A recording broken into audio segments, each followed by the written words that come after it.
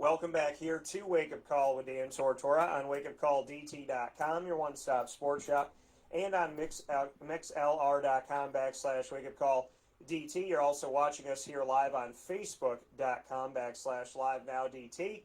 We appreciate connecting with you here where sports meets life inside of the Cafe Football studios. You are appreciating and in a part of this wonderful partnership in the community with Cafe Football. I want to thank them so much for all that they do in our community to make it easier to be accessible to you with everything that's been going on. Their mobile cafe that'll come to your neighborhood, they'll come to your place of business, as well as the ability to have local delivery and no delivery charge to Onondaga County, and their 5 locations in Syracuse, New York, including their newest location at 208 North Townsend Street in the Holly Green Cafe. So, with all that being said, we are here with Mr. Turnell Sims. He is an offensive lineman of Syracuse Orange football history. Played back in the days with one of my closest buddies that you hear a lot here on the show, and who does my Syracuse Orange football shows every single season. That's Mr. Rob Drummond. So we'll have plenty to talk about. Rob, I hope you're listening, because hopefully what will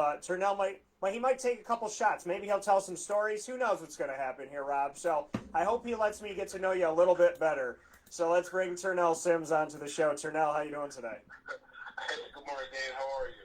I'm doing very well. And Turnell, first and foremost, let's just hop right into it. What can you tell me about Rob that he wouldn't want me to know? That he wouldn't want you to know? Yeah, give me some Rob dirt. Give me something on Mr. Drummond. Well, we this football alone, we can't stay tight. So because if I talk about Rob, I wouldn't want Rob to talk about me either. But I would say that Rob is a great guy. He's one of the best athletes I've known. That I played for, that I blocked for, and he is just an amazing guy.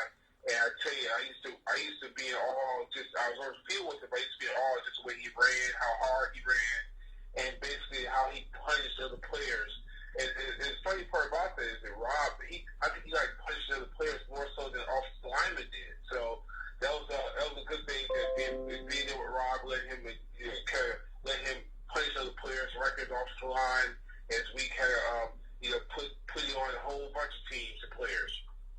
And I mean, you do have, and now I appreciate the fact of this. I love that I said, give me some dirt on my guy Rob, and Rob knows I'm kidding. I love that man. So, but I said, tell me something about Rob I don't know, and you said, I just want to say how great of a person he is. So number one, shout out to you for keeping that history and that huddle tight. Number one. Number two, shout out to you for also realizing that if you talked about him, that he could tell stories about you. So that's smart on your part. I do appreciate that. But there is a story you told me off the air that your only concussion at Syracuse came from Rob Drummond. So can we tell that story? Right. Yeah. Well, we can't tell that story. That was a Rutgers game, probably I think it was my sophomore year, where we were playing at Rutgers, and Rob, he runs hard, as you know, I mentioned, he's a hard runner, and there was a block I had to do. I had to get the linebacker. So Coach DeLeon, he's a master of technique, and so he does basically a crab block. So I went down, up, and over to the linebacker. Well, as I was going down and getting ready to go up to the linebacker, Rob hits the hole extremely hard with his high knees as he normally ran. And at that point, his knee caught me in the side of my helmet. And I think all I saw from there was stars and lights out after that. So, as I think I told you, that was the only concussion I had playing as a football player. Not a high school, college, when I traveled with pros. But the only concussion I ever had, it was from my own teammate, Rob Drummond. But that was all good. I think he got first down, and it was well worth it. So, you try, and people don't think about this, right? You're an offensive lineman. You're trying to create a hole for a running back, trying to give him some space. These guys are running right next to you. They're coming from behind you. They're running straight forward. I don't think we really ever talk about the fact that they're kicking you, punching you, kneeing you, headbutting you by accident, but they're trying to bust through what you're trying to create for them. And, sometimes there's going to be that accidental contact like you had. Well, Dan, coaches tell you to run back all the time. bring your own block, and Rob would do that, and so even the whole there. Listen, we weren't pushing the guy out of the way. He's going to help us push the guy out of the way or get us out of the way. So that was one thing that we knew as a lot offensive lineman for running for Rob. Blocking for Rob was, listen, let's get our block moved out the way because Rob, he'll come up your back and over your back and through you if you need to. So speaking here once again with Turnell Sims of Syracuse Orange football history. Turnell, for people that don't know, bring us back to the years that you played as well as your position on the offensive line. Yeah, well, I joined Syracuse Football in 1986. I was a redshirt freshman in 1986, and then in 1987 I started as the right tackle for Syracuse. And that's where my first year when we played the Sugar Bowl that year. And then I played the next 4 years until my senior year where we played in the Aloha Bowl. So those 4 years, I was the only starting right offensive tackle Syracuse had. And I had a chance to play with a lot of good players. And, Don McPherson, Rob Drummond, Mike Owens, who else? So we got Marvin Graves, just a lot of really good players I played for. And I was pretty much only right tackle. So you watch those good years, you'll see me there as a staple on the right side. And I'm playing with a real good group of linemen that we played with it, where most of us all came in the same year in 1986. So a pretty amazing thing there, like you said, as soon as you got out on the field, you were the team starting right tackle all the way through your time at Syracuse. Just what you could say about anchoring the right side of the line and, being one of the people that Syracuse could rely on. I mean, that's not something that Syracuse has seen in recent history. Very, very little do we see Syracuse in these last few years keep somebody at one position for numerous years, especially these last couple seasons at Syracuse on the O-line. Everybody keeps shifting and whatnot. So just what it could say, what you can say about going back to your time at Syracuse and the fact that when you became the starting right tackle, that was it. You got the job, you kept the job, you held it down, because that's something to obviously appreciate and respect. And I know Syracuse fans would love to see a lockdown right tackle right now. Oh yeah, I tell you that our offensive line, not just myself, because I think even before I stepped into the starting lineup, Blake Bednarz was my right guard, and he and I played 3 years together. It would have been 4 years if he didn't start as a true freshman. Then of course you have John Flannery, who's our senior, our center, and he and I basically took the starting spot 19.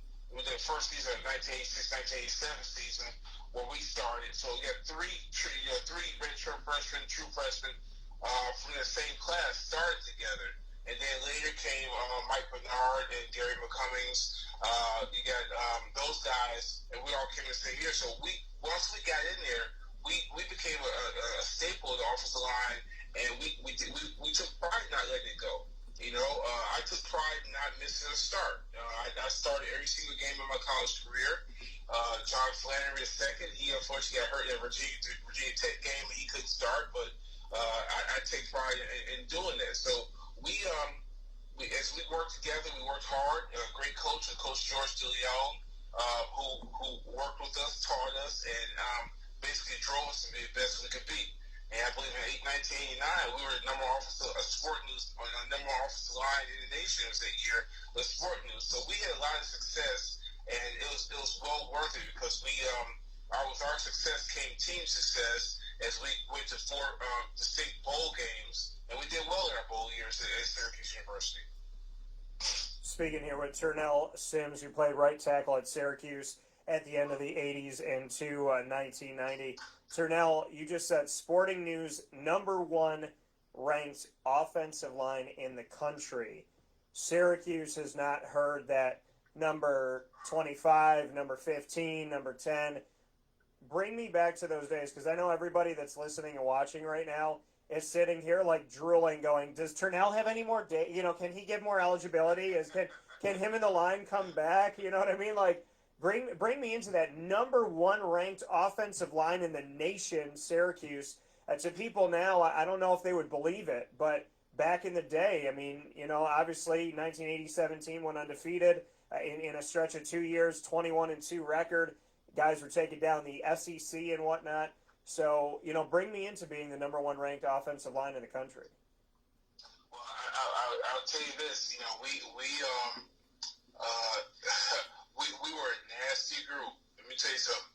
You had Mike Wojcik, who was the course strength coach back then and there, and he worked. He worked just extremely hard to become big, strong, and fast. And I think, if I remember correctly, that offensive line averaged 315 pounds across the board. And as a matter of fact, I'm looking at a picture on Facebook that I posted where 1989 football preview.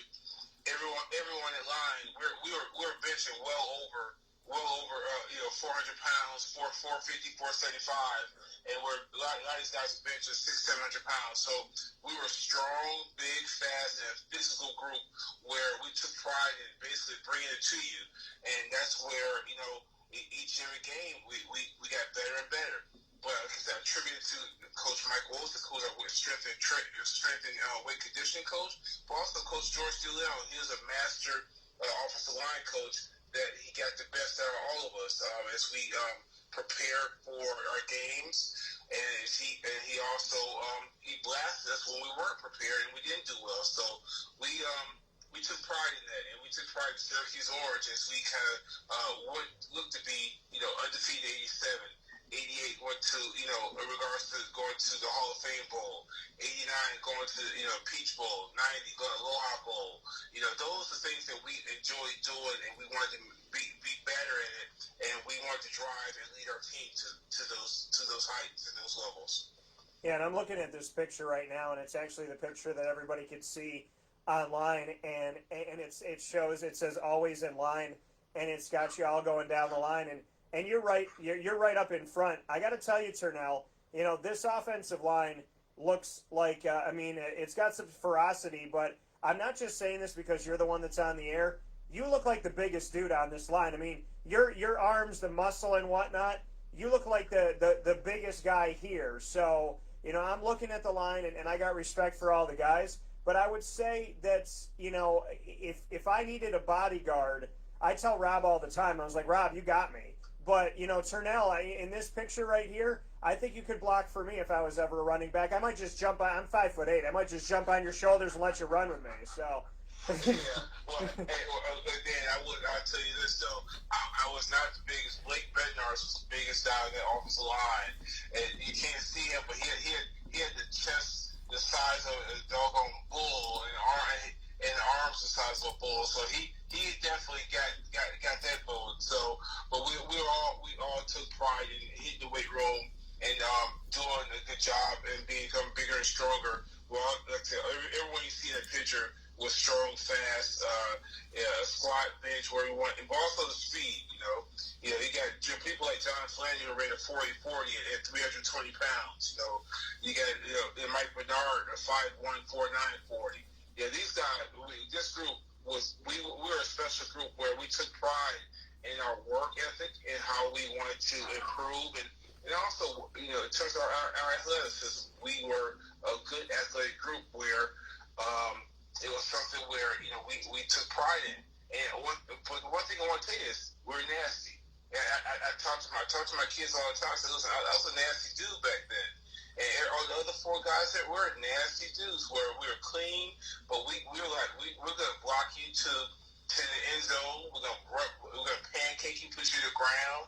All those things were things that we took pride in, and we'll come back to the huddle, laugh, and enjoy with each other in terms of how we just abused the defensive lineman. Yeah, I mean, and it's incredible. I mean, you look at back in these days, when you have those moments and you get to look back and see what you all accomplished and whatnot. I mean, do you have a favorite moment? There were so many good moments back there in Syracuse football history. Do you have a moment that really sticks out to you? Well, I'll say there's two favorite moments, and one is I think it's kind of a very intimate moment that we had amongst the five of us, where we played Vanderbilt, and that year we played Vanderbilt, we were having our way with them. And we were blocking them. And it got to the point where the guys on Vanderbilt were actually apologizing to us about going low on us and on our knees. Where we were beating them so bad, they were apologizing to us, like, oh, I'm sorry about doing that. And we looked at each other like, did they really just say that to us? It was ridiculous. But that's an intimate moment with that whole group there where we laughed about the response that we were beating them so bad that they were apologizing to us. And you have another one? Yeah, well, the other one is, I tell you right now, the other one is what we had to do in regards to the I would say the Peach Bowl, and we played the Peach Bowl. We played Georgia, and in the Peach Bowl we had to work extremely hard to kind of make sure we were getting in a position to win that game. And this group, we had Georgia had a real good defense. I think that's where the WWE wrestler Goldberg, his defensive end, who I blocked against on the right side. Those guys were coming left and right. They were relentless, and it was a battle. It was a battle to get to the point where we were able to get the game field goal and won that game. But that was a game where it was a knockdown, drag out fight. And I think our group, that was the year of the group we showed that, listen, we deserved to be number one in the country that year. We beat Georgia. They had a good group, good defensive group, and we brought it to them. And that was something I think that's what brought us to the limelight in terms of after beating Georgia, where now we're number one in the country as an offensive line. What do you have to say about us? It's absolutely incredible and amazing. And again, I think people are they're hitting their monitor. They're trying to turn up the volume. They're going, number one offensive line in the country, Syracuse. I mean, because it's been such a long time. Does it frustrate you? When you see, the offensive line obviously go through its woes and its adversity and whatnot, when you knew that going back in that time that you were on the number one offensive line in the nation at Syracuse, taking it to, like I said, the best of the best, the SEC, bringing up Georgia and whatnot. When you see things like that and have moments like that, bring me into what you see now. And, do you get frustrated? Or do you get confused? What's your take on the line currently? Yeah, I tell you, I see, as I've kind of watched the last few games, I see that, there's a, I'm not sure if it's a communication piece or it's in terms of just a pride in terms of being nasty and being able to take control of the line game in and game out. I think as I look at that, I think, first of all, in terms of protecting my quarterback is one thing, and I get frustrated with seeing Syracuse football this year in terms of how they're protecting their quarterback. Which will allow him to have time to make better decisions that he's making. And those are the things that kind of look as I sit there and text with my former coworker, my teammates in terms of I can't believe this is happening because the line is I think it's the base of your offense. People your quarterback is this, you have a good skill position. I don't care what you say. If you didn't have a good offensive line where take control of the line for the running game and protect your quarterback for the passing game, you struggle. And you see they have been struggling the last few games. Now this last game, versus Georgia Tech, hey, listen, they start picking up the running game, picked up a little bit. They're rushing. Gibbs had 105 yards rushing, which is good. Now we need to make sure that you pick up the momentum of that and start cutting out mental mistakes. Make sure you protect your quarterback so you can make good decisions. And you know what? And get nasty and open up some holes and hold your blocks so a running back can have time to hit the holes and get some distance. The running game controls the game. It runs down the clock. It gives your defensive time enough to get some rest and get prepared to get back on the field and get the ball back to us. Yeah, it's when I look back on this and I'm looking up, the ability to run the ball at Syracuse and their history, it's kind of incredible. And I think that people may not know this or they may have forgotten about it. Syracuse had 1,000-yard rushers back to back, every single year from 2008 with Curtis Brinkley's 1,164 yards. In 2009, DeLon Carter had 1,021 yards. In 2010, DeLon Carter had 1,233 yards. In 2011, Antoine Bailey had 1,051 yards. And in 2012, Jerome Smith had 1,171 yards. So from 2008 to 2012, 8, 9, 10, 11, 12, 5 straight seasons, Syracuse had a 1,000-yard back. They have not had a 1,000-yard back since 2012. Your thoughts on 5 straight years of 1,000-yard backs from 2008 to 2012, and then not seeing a 1,000-yard back since then? Wow. That's pretty disappointing. You know, Syracuse football is known for its backs, right? You know, Mike Owens, Rob Drummond. You know, you got guys. You have, of course, go way back. You know, Jim Brown, Ernie Davis. Our running backs are known, but let me tell you something. Each and every of those guys who had the running backs that had good seasons have had a solid offensive line. And, you know, I'm not sure, I haven't really delved into terms of the recruiting process and what kind of candidates they get for offensive line. But what I see on the field is, I see, you know, some young men who need to, listen, let's step up and take pride and get better. And as long as they're working to get better, I think, you know, it takes time for the line to gel and get together and hey, listen, enough is enough. We're gonna step up and take control of the game. And, you know, the last game versus Georgia Tech, we got our first 100-yard rusher. Now, let's see what's happening. Let's see what happens in the upcoming weeks and what can be done. They have to get better each and every week. 3 games in, it's early in the season, but I expect them to get better. If they don't, then that's a problem because at that point, you know, you're letting your teammates down. You're not taking control of the game. You're not protecting your quarterback. You have to protect your quarterback. You have to open holes. So if that's the case, then I think Syracuse football staff need to take a long, hard look at the type of offensive line they're recruiting and attitude. You know, I don't care if you're 6'5", 270 pounds. You're small, but you have to be nasty. It's attitude. I'm going to stay on my block. I'm going to protect my quarterback. I'm going to open the hole up regardless, no matter what happens, what's being said and done. I'm going to do my job because that's very important.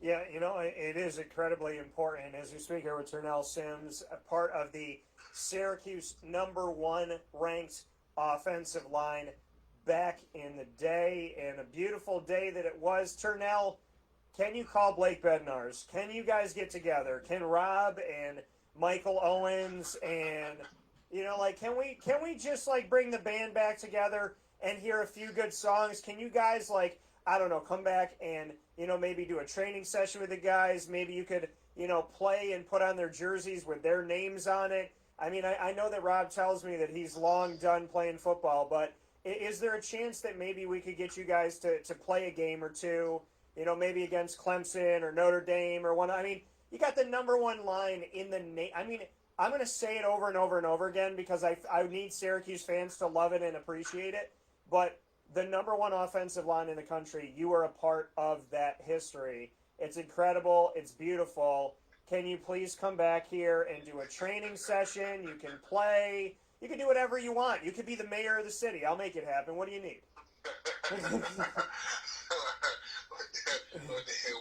tell you something. We had time, and listen, and coaches want us and invite us to talk about our time and what attributed to our success. I will be willing. I know Blake Bednar wants to be willing. All those other guys be willing to have the conversations with those guys in terms of what it takes. This is you know, it's up to Babers in this group in terms of, hey, listen, welcome back, alumni.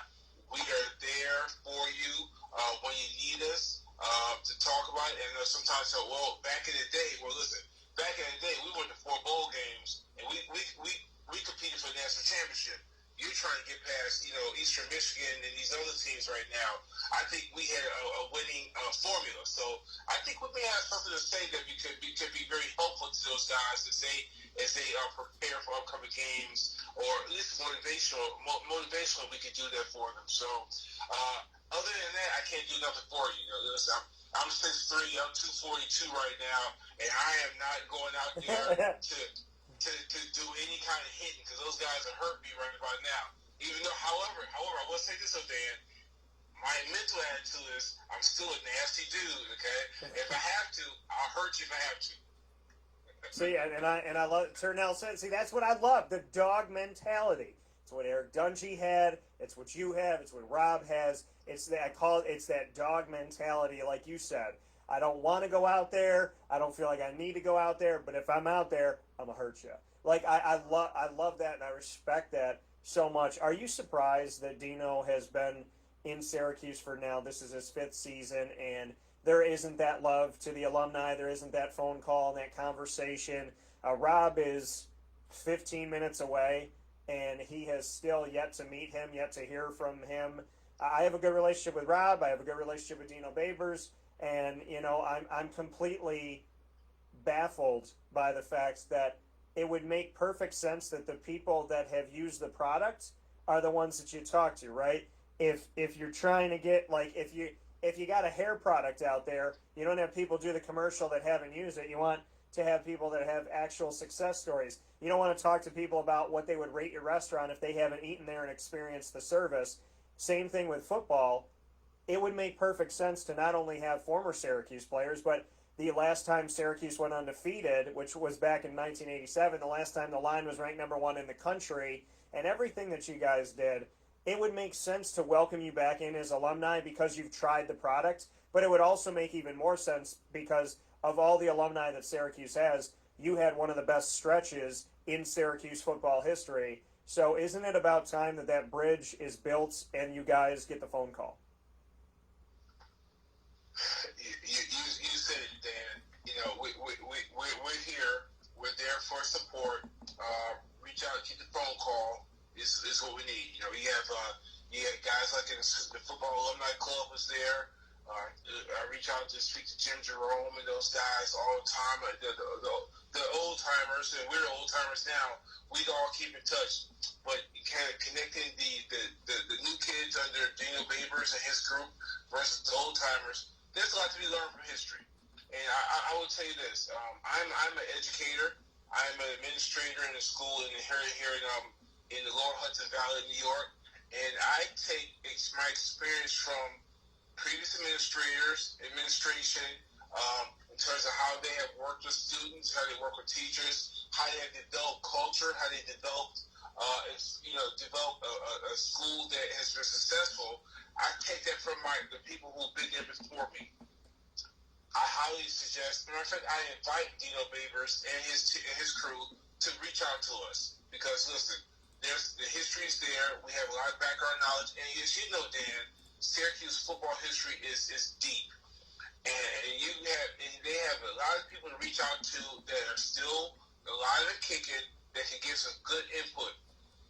Does it fit with your scheme, Dino Babers? I'm not quite sure. However, you still have motivational factors there where your players have access to some pretty darn good players who did pretty well in history that can help you motivate some players in terms of what they do from this point forward.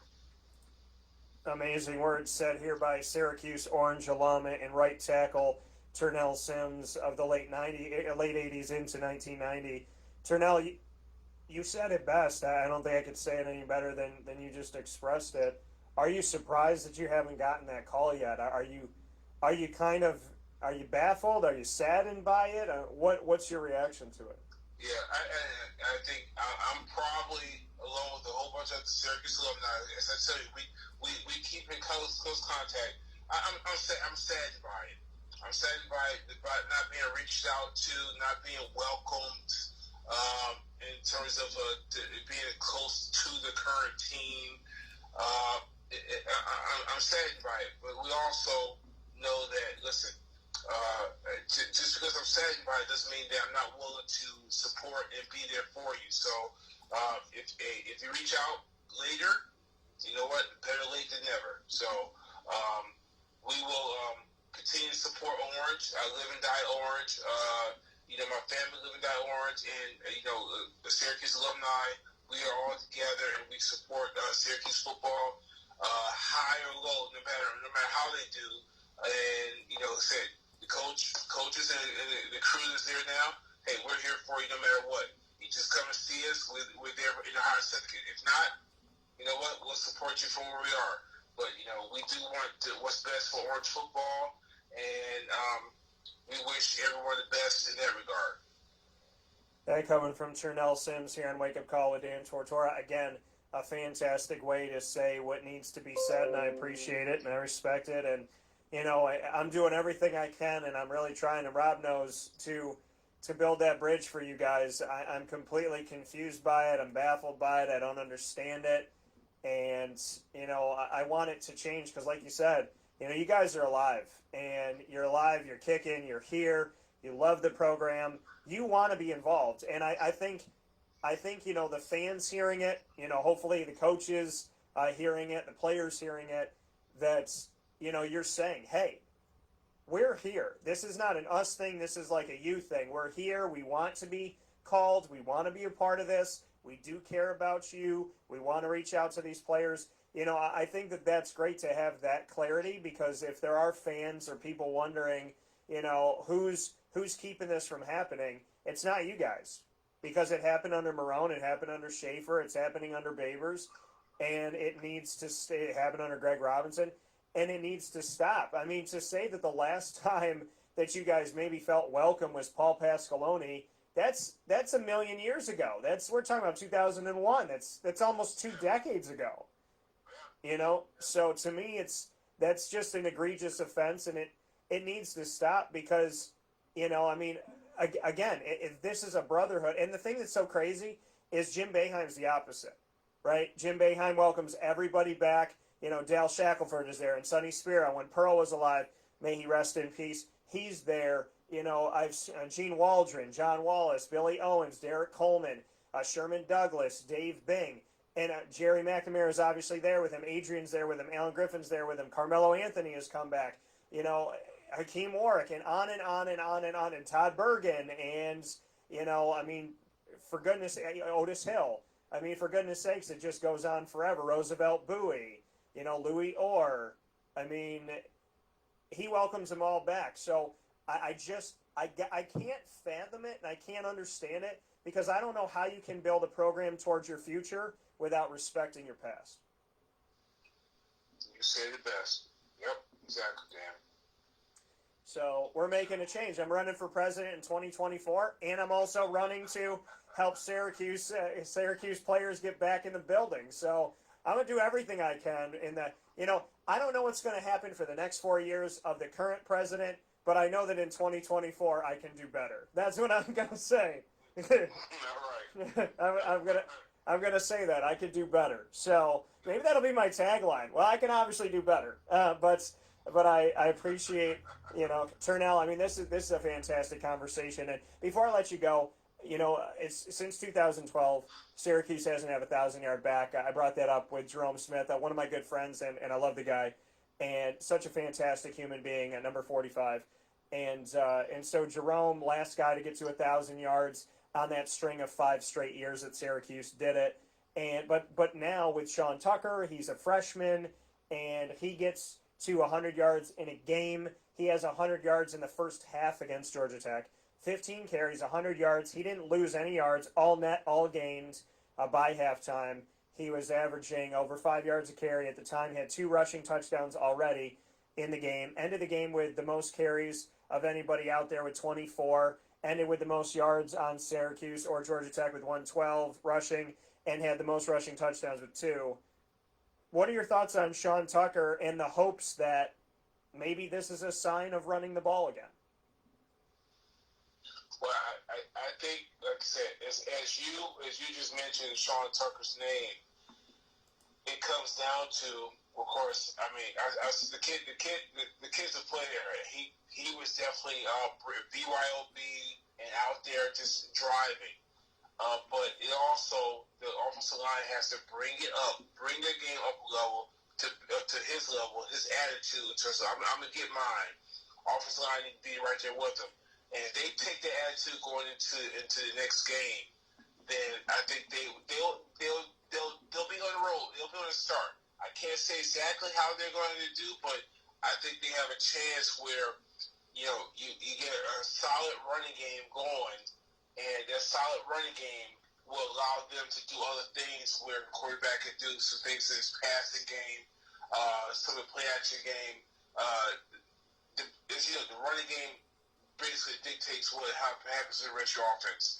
So listen, hopefully Sean can stay healthy, be a ball buster, and you know what? Kick those offensive linemen in the butt. Say, let's get it going, because we show we can do it. Now that you show you can do it, there's no excuse why you shouldn't do it. I love that. Amen to that, and I appreciate that. I can only tell you, Turnell, that Rob and I have suggested for the last almost 10 years, since, Jerome Smith in 2012, we've only told Syracuse to run the ball probably close to, I would say, I'm going to lowball it and say 15,000 times between the two of us. But, Rob and I have just beaten down this run the ball, run the ball, run the ball, run the ball. I know that they feel like air raid and, we got to speed it up and we got to be Orange is the new fast. But you know it and I know it. No matter how fast you want to go and no matter what you want to do and how many times you want to pass it, if you are a single-dimensional team, you're not going to, more often than not, you're not winning a national championship. If you cannot, everybody talks about Joe Burrow, but Clyde Edwards-Helaire from LSU is absolutely killing it in the NFL for Kansas City. So we know that they could run the rock at LSU too. The reality in Alabama, we talk about the quarterbacks in Alabama, but look at the Alabama running backs. Look at Josh Jacobs and what he's doing for the Raiders in the NFL. So the reality of it all is, no matter how good you are at passing the ball, if you can't run the ball, if you don't run the ball, if it's not part of your scheme and not part of your plan, and you're not recruiting for it, I can be honest with you and tell you that you're more than likely not winning a national championship, more than likely not in the college football playoff, more than likely not on the national stage in the biggest of spotlights by any stretch of the imagination, not in a New Year's Six bowl, and the reality of it all is that's it, because what does running the ball do? It gets you the first downs to condense the clock. It shortens the game. It keeps your defense off the field. It helps you to lock down a game at the end of a game. It helps to minimize opportunities. If you can't run the ball, you are literally, it's like you're stabbing your own team in the back. And I don't get it. So I'm at the game. I'm one of maybe 40 people that were there. Monumental moment of the new dome. It'll never happen again. And I could say that I was less than 100 people in this thing that got to see it in the dome. And I'm watching the game, and I'm saying to myself, oh, wow, on the first series they ran the ball. Oh, wow, on the second series they ran the ball. Oh, wow, Sean Tucker's running. Oh, they let him run it again. Oh, he's got almost 20 carries by halftime. And all I could sit and think there was I'm like, I cannot wait to sit with Rob and look at his facial expressions when I say to him, dang it, we were right. And it's such a beautiful thing. But, I mean, Turnell, I know you're an offensive lineman, so you might be biased, but I think anybody that's got a pair of eyes and a brain when it comes to college football or football in general knows that if you don't run the ball, you're kind of screwing yourself over. Yeah, you know what? The defensive linemen, they tie the ears back and they go for you. It's nothing you can do then. They know you're one-dimensional. So to me, it's time to see more of it. Hopefully, this is a sign of that. Turnell, before I let you go, so much great conversation today. I am so honored and so privileged to talk to you and to be able to spend some time with you. This is the first time we've ever spoken, and I feel so appreciative of the fact of how gracious you've been with your time, how kind you've been, how open you've been, and I just before we go into the final portion of the show, I just want to say thank you. All right. It was a pleasure being here with you, Dan. I really appreciate you reaching out and touching bases. I talked to Syracuse football with my teammates. But up here in my part of New York, yeah, he went to Syracuse. Yeah, I did, but it's not the same level of conversation we have with teammates or someone like you, Dan, who knows Syracuse football. Well, I definitely appreciate it. And with that being said, I want to flip to the final piece. Turnell didn't know this was coming. I didn't tell him, but it's actually putting me on the hot seat. So people that are listening and watching, and they do this Monday through Friday from 9 a.m. to 11 a.m. Eastern Time, y'all know it. If you're listening on mixlr.com/WakeUpCallDT, or on the homepage of WakeUpCallDT.com, as well as watching and listening on Facebook Live on Facebook.com/LiveNowDT. You know what rapid fire is. Turnell does not know what rapid fire is. So, Turnell, I'm flipping the script, okay? I'm flipping the script on me. I am letting you be the interviewer. I am the interviewee. You get to ask me 4 questions. I have no idea what they are, obviously, and they don't have to be about football. They don't have to be about sports. They could literally be about anything. But I'm going to turn the microphone over to you because I believe that every player that I can get to while I'm on this planet deserves the, if I can get to them all, every player deserves the opportunity to ask the questions once, because we all know that you guys have constantly, guys and girls around the world, you get asked the questions all the time. So I feel that it's fair on Wake Up Call with Dan Tortora to let you ask the questions for once instead of having to answer them. Is that fair? Yeah, that's fair. That's fair. All right, so you got 4 questions. You can ask me anything in the world, one by one, whenever you're ready. All right. Okay. Anything in the world. Wow, Dan. Well, let me first off, in regards to me, actually, what was your background information on Turnell Sims from Rob Drummond? You know, Rob and I didn't speak specifically on running backs. I actually reached out to you through just seeing you pop up and wanting to connect with you. But he told me all the time, and I remember, and I don't know, did you come back? With a couple of years ago or something when they had something at the Orange Crate. Were you there? I was there when last season I was there pretty much for every home game. I was there for the LSU. Yeah. It was the LSU one. Yeah. I was there when they retired Tim Green's number. I was there a few times. So the last few years, I've been around quite a bit where I would get a chance to get up there and actually bring my kids up there and get a chance to experience Syracuse football. Yeah. So when you were up there, that's when Rob said to me, these guys, these are my brothers. They did everything. Like they protected me. They gave me an opportunity. He sang your praises. I don't think he has said a bad word about his offensive line to me. So just absolutely, all I can tell you is about his line through his eyes and his words. He respects you guys. He appreciates you guys. He loves you guys. And I expect nothing else from Rob. He's a really, really good man. And as I told him to his face so many times, Rob, I am so happy that I know that you're a weapon in society, and I'm happy that you're a weapon that is with me on my side and not pointed at me, is what I always tell him. So exactly. It's like when they say in the Avengers movie when they're like, oh yeah, you got this, and this. Well, we got a Hulk.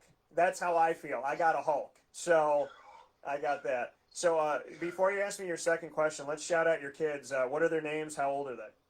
Yeah, well, I have, my oldest is Justin. He's 16, junior. My middle is my daughter, Caitlin. She's 14. She's a 9th grader. And then my youngest, who I tell everyone is the best athlete in the house. He turns 12 on Sunday, and his name is Ryan. He's a basketball player. I have no football players, but I have basketball players, soccer players, and swimmers in my family. So we got Justin, Caitlin, and Ryan, and we want to give them all a big time shout out to the Sims family and send our love over to them. What's your second one for me? My second one is in regards to how was your experience in the dome with the new roofs this past weekend? In the past, how was that experience with the new dome there? What do you think about that? I haven't had a chance to see it yet, so I'm interested. Yeah, I would say, where I sat, in the press box, it was very much what I was used to. And then, and I got to sit in the front row. It was awesome. And I got to sit in seat 5, which is meaningful to me because I know everybody talks about 44, but I think number 5 is a number that should also look at the opportunity of being retired or remembered in some way, because of everybody that wore it, and notably people that I have gotten close to, Donovan McNabb or Marvin Graves, and I have built a really strong relationship. Donovan and I got to meet at the beginning of his career, and there's been some incredible people that have worn the number. So I would say that my experience in there, the sound system is insane. I want it in my car. I want it in my head. I want it in my house. I kind of just want to go in there and borrow the sound system, almost like an errands where you can like rent it for the week.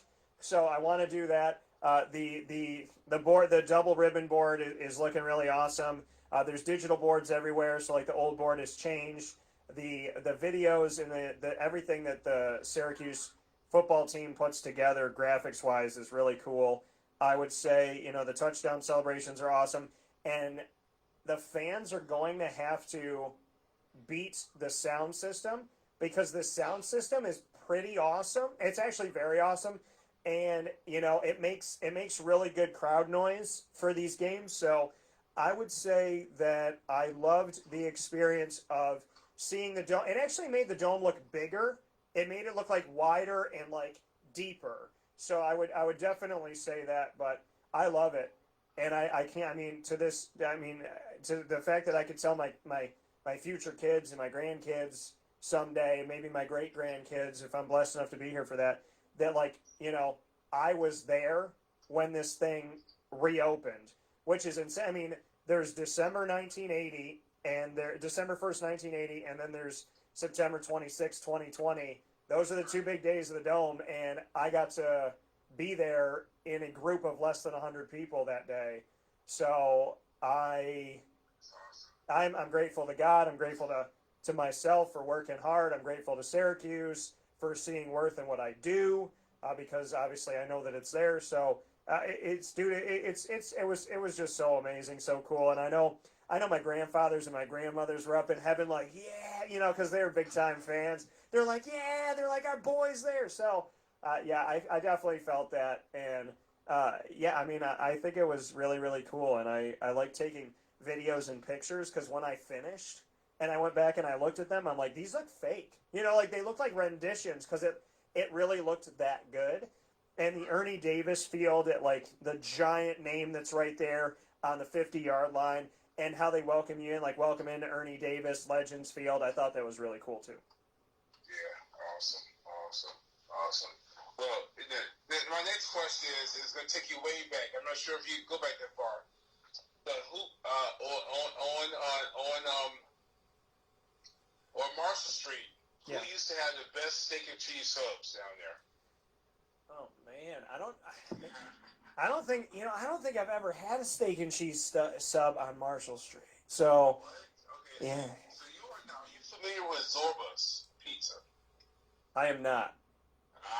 So you need to look it up, okay? Yeah, it used to be Zorba's went out of business, but they had the best steak and cheese sub on Marshall Street, and they went out of business, unfortunately. But Zorba's Pizza was the best.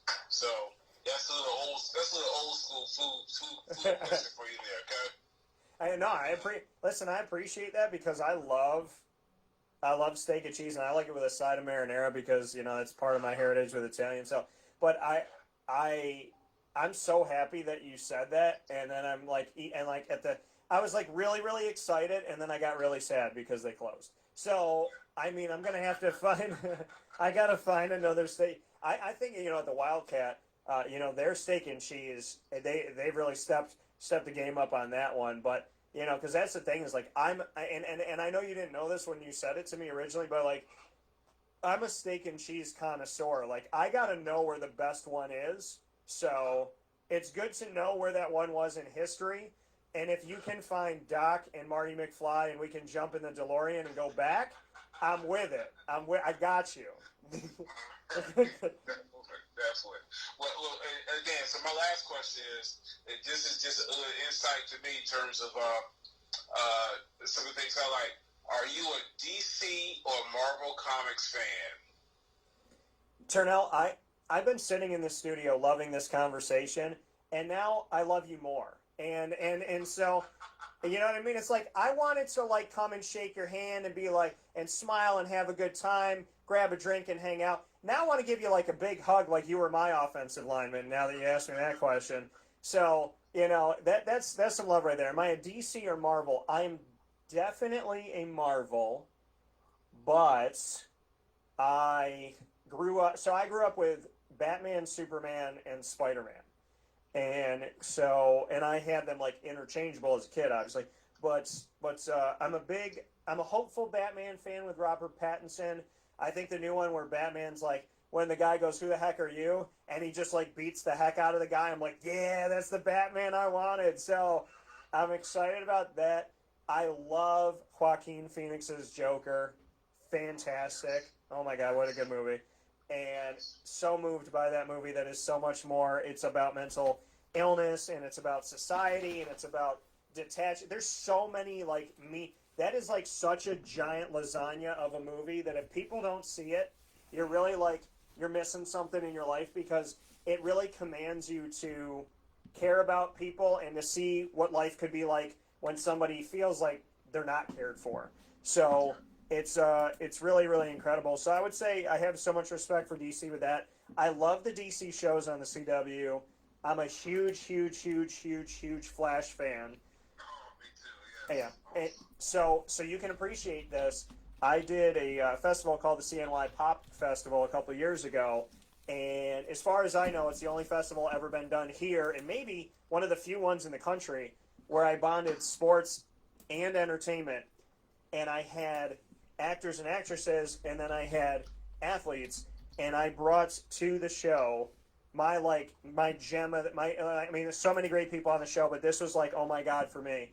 I got Michelle Harrison to come to the show, flew her out from British Columbia, and she is the actress that plays the mother of the Flash on the TV show.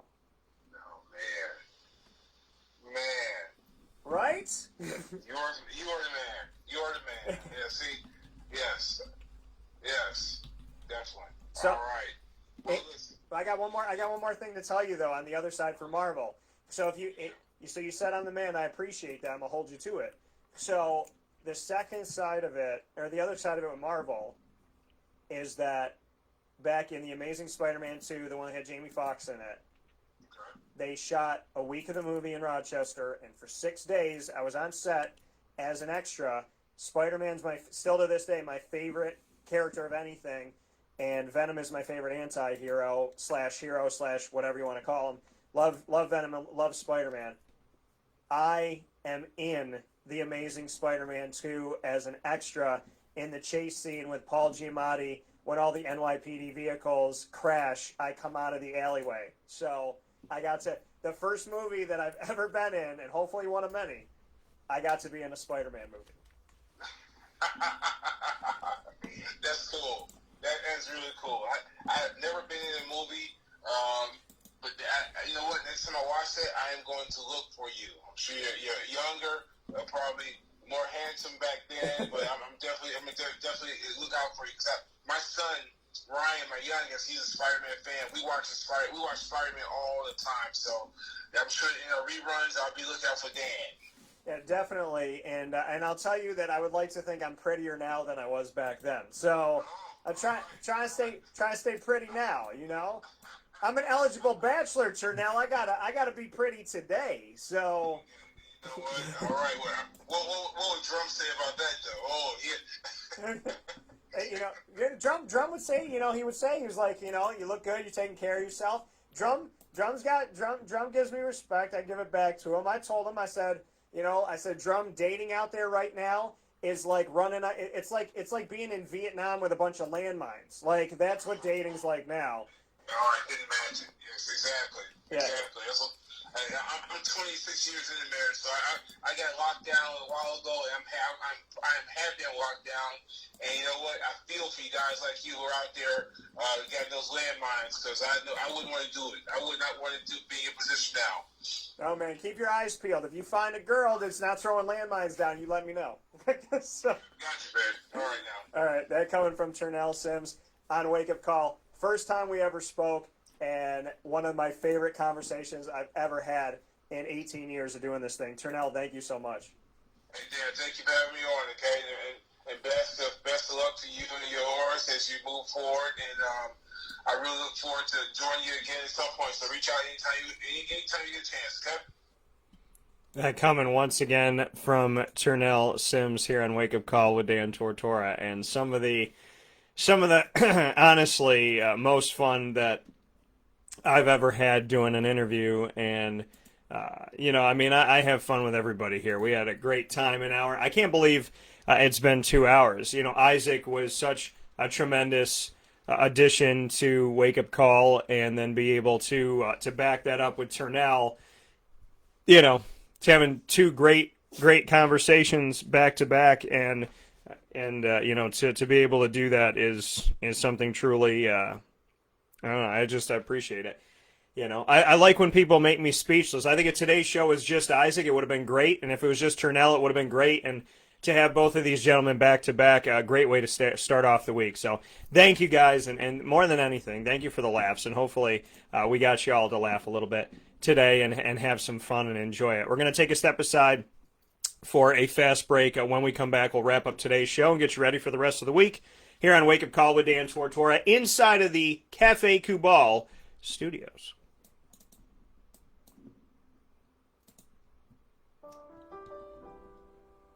Avicoli's Restaurant, located right at the corner of Route 57 and Wetzel Road, is proud to be your local neighbor, growing with you for over 20 years. We're open 7 days a week for lunch, dinner, and drinks. For takeout, delivery, or catering, call us at 315-622-5100. When you order online and use our promo code AVS10, you will save 10% on your online purchase at myavicolis.com.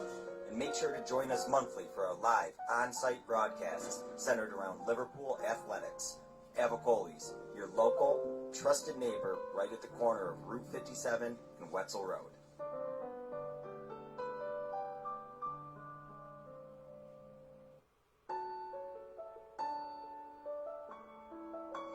Having peace of mind when you're out of town that your furry-loving friend is safe and sound means taking them to Canine Campground, because we all know that when it comes to the love of our pets, it goes well beyond the call of duty to make sure they're safe and sound. Right, Lily?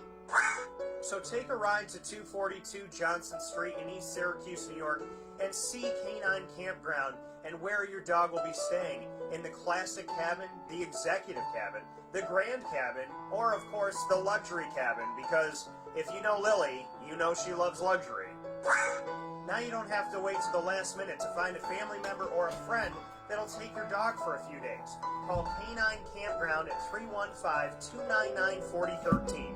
That's 315-299-4013. Their drop-off and pickup times are Monday through Sunday. Check K9campground.com for more information. That's the letter K, the number 9, and campground spelled with a K.com.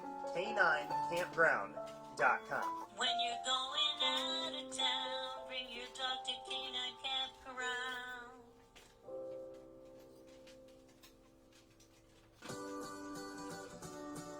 Trapper's Pizza Pub, located on 5950 Butternut Drive in East Syracuse. Right off of Bridge Street is your local community supporter right around the corner.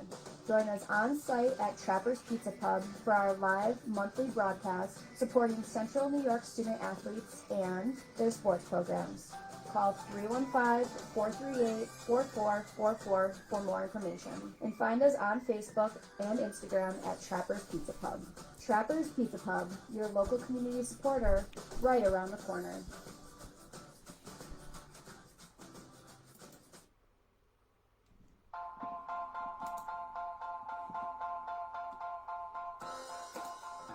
Cafe Kubal Mobile Cafe brings the cafe experience to you.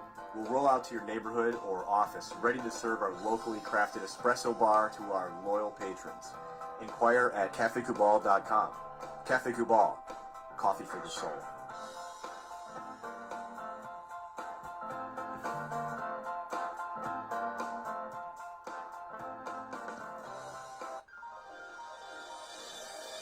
Ma and Pa's Kettle Corn and Popcorn Factory, located on 201 7th North Street in Liverpool, is home to over 40 flavors with more than 200 flavors in their total wheelhouse. Sky's the limit for this sweet and savory Central New York company. Keep it local at your parties, fundraisers, wedding showers, baby showers, and more by calling 315-450-MA-PA.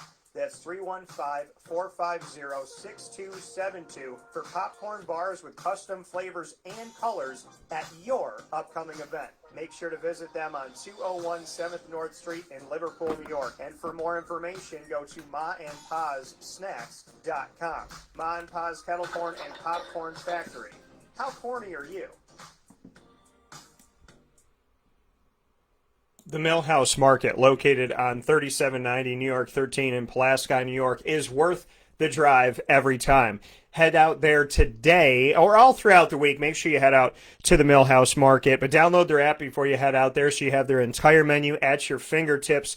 All you have to do is go to the Apple app or Google Play Store and find the Millhouse Market app. You click on it, download it for free, and you have the entire menu at your fingertips, as well as contactless pay to make it easy for you and safe for you to pay right there on your phone or any device. You drive out to the Millhouse Market, try any of their over 30 different sandwiches, plenty of different brick oven pizzas, their homemade baked goods, and their breads are absolutely fantastic. The maple brownie, their M&M cookies, everything at the Millhouse Market is so good. As I always tell you, I think I find my favorite, and then all of a sudden something else shows up, and that becomes a new favorite. So I just keep adding favorites. Nothing's going off the list. The list is just getting longer. Make your way out to the Millhouse Market today for great food, contactless pay, and you can stay in your car, pick up your food, grab, and go on 3790 New York 13 in Pulaski, New York. Whether you're a mile away or 30 miles away, I can tell you, Millhouse Market is absolutely, positively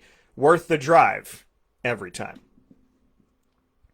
With that being said, we welcome you back here to Wake Up Call with Dan Tortora on WakeUpCallDT.com, your one-stop sports shop, and on MixLR.com/WakeUpCallDT. And you are, of course, inside of the Cafe Kubal studios. You're watching on Facebook Live on Facebook.com/LiveNowDT. And I want to just let y'all know, once again, for Cafe Kubal, with their local delivery, it is free, and they are delivering throughout the week.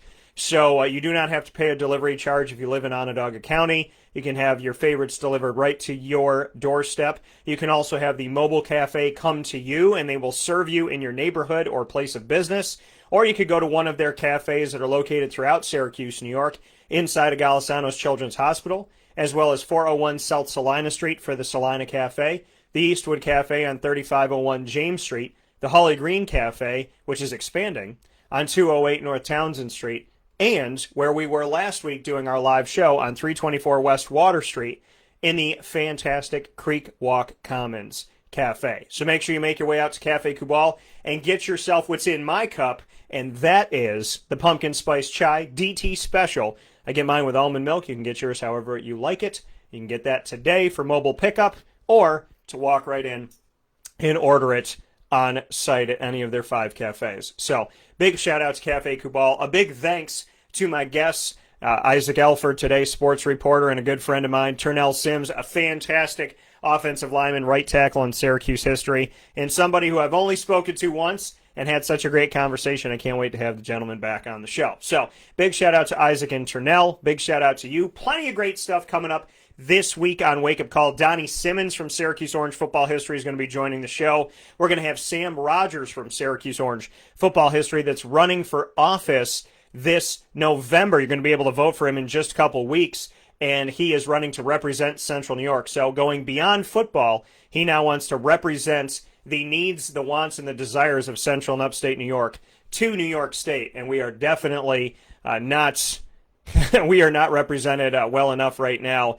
And so I'm excited about the opportunity of somebody that really cares about our community. So Sam's going to be talking to us about that. We also have the Midweek Blitz, where Julian and I on Wednesday will get you ready for Syracuse and Duke at home inside of the Dome for the second game in the newly renovated arena we have here in Syracuse. And we'll also do the Fantasy Football Power Hour, probably presented by the Wildcat Sports Pub, coming up this Wednesday with Mike Sofka, going into NFL Week 5. We have Papa Joe back at his normal spot on Thursday. We have a one-on-one live with Jack Sikowski of CBA, who will have the opportunity to play college football. We'll discuss that with him. And, of course, we'll have the Ingredients to Success, brought to you by Avicoles. The Annoying Moment of the Week, brought to you by Carvel DeWitt. Lead with Juanita Ward. Learn, Evolve, Adlib, and Deliver, brought to you by Chick-fil-A Cicero. And we will name our top dog spotlight person or group of the week on Friday, brought to you by K9 Camp Dog Daycare and K9 Campground Dog Boarding, the best place, and in my opinion, the only place to bring your dogs for short and long-term love and care. So, with all of that being said, plenty coming up this week. Can't wait to bring it to you. And, of course, we will have my video Q&A with Dino Babers. We'll have my video Q&A with Coach Q, as well as Tiana Magakahia on her return to playing college basketball after going successfully through cancer treatment. God bless that. And may that truly continue for Tiana. I pray and I hope for everybody to, first and foremost, to never have cancer or anything that's life-threatening. And if that were to happen, that we all heal from it and that we are well and that we stay well. So my best to you, Miss Tiana, and my best to Coach Q and everybody and everyone that's going through the fight. So much love and gratitude and appreciation goes out to everybody. A lot of great stuff coming up this week. I'm ecstatic. By the way, you should come and see me tonight at the Wildcat Sports Pub, 3680 Milton Avenue in Camillus, New York. West Genesee and I have not done a show together since March. They were the last live show that I did before Corona. I had the boys lacrosse team there in March, on March 8th. Everything kind of went down on March 9th through the 11th before everything shut down. We are back at the Wildcat. This is a monumental, huge moment for us to come home. I'm excited. We will be there with West Genesee Football, Joe Corley, and the squad tonight. Wear your masks, social distance, and come out and see us for a drink and something to eat at the Wildcat Sports Pub, 3680 Milton Avenue in Camillus, New York. We will be there today, Monday, October 5th at 6 p.m., doing a live broadcast with West Genesee Football, safely, socially distanced, wearing our masks, and we'll be having ourselves a great time. So come out and see us tonight as West Genesee's Spotlight Special, presented by Wake Up Call exclusively, comes back to you at the Wildcat Sports Pub. It's going to feel so good. 3680 Milton Avenue in Camillus, New York. Can't wait to see you out there. Thank you so much. God bless to everybody. Have yourselves a great day. Find us on social media, as you see that's on the ticker here, at WakeUpCallDT on Facebook, at CallDT on Twitter, at WakeUpCall_DT on Instagram. And, of course, you are finding this show live every Monday through Friday from 9 a.m. to 11 a.m. Eastern Time on Facebook.com/LiveNowDT. And please make sure that you become a member and listen into the live internet radio stream as well on mixlr.com/WakeUpCallDT. And, of course, you can find our archive of shows on Stitcher, TuneIn, Spotify, Podbean, MixLR, YouTube, iTunes, or Apple Podcasts, and iHeartRadio by searching Wake Up Call with Dan Tortora. And a big thanks to all of our proud partners in the community: Cafe Kubal, Carvel DeWitt, Wildcat Sports Pub, K9 Camp Dog Daycare and K9 Campground Dog Boarding, Trapper's Pizza Pub, Ma and Pa's Kettle Corn and Popcorn Factory, Avicoles, Honda City of Liverpool, Chick-fil-A Cicero, the Millhouse Market, and our beverage of choice. Proud to welcome you to, obviously, Monster, Reign, Coca-Cola, and Body Armor, and the Pumpkin Spice Chai and all the amazing drinks at Cafe Kubal. We will talk with you soon. Thanks to Isaac. Thanks to Turnell. Make sure you go to monpazpopcorn.com and use my promo code DT20 from anywhere in the world and get 20% off your snacks today. I appreciate y'all. I send you all my love. Shout out to Carly and Gracie, my nieces down in Florida. I love you all, and thank you for watching the show today with your mom and dad. And big shout out to Kristen and Jason and to your families. Be well, stay safe. My prayers and my well wishes are with you. And as always, God bless, no stress, do your best. I'll talk to you tomorrow morning.